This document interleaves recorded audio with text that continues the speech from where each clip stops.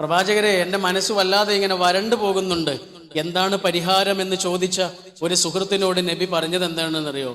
എടാ, ബാപ്പ ഇല്ലാത്തൊരു കുട്ടിയെ പോയിട്ടൊന്ന് ഉമ്മ കൊടുത്തു നോക്ക്, ആ കുട്ടിയെ പോയിട്ടൊന്ന് തലോടി നോക്ക്, നീ അപ്പൊ നിനക്ക് മനസ്സിലാവും.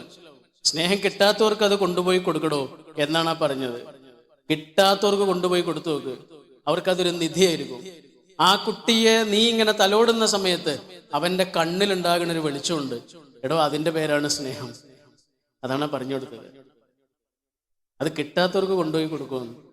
എൻ്റെ ഒരു സുഹൃത്ത് ഗൾഫിൽ വെച്ചിട്ട് മരണപ്പെട്ട് അവന്റെ വീട്ടിലേക്ക് പോയ സമയത്ത് ഒരു ചെറിയ മോനുണ്ട് ഇങ്ങനെ വലിയ കുപ്പായിട്ടിട്ട് നടക്കുന്നത്.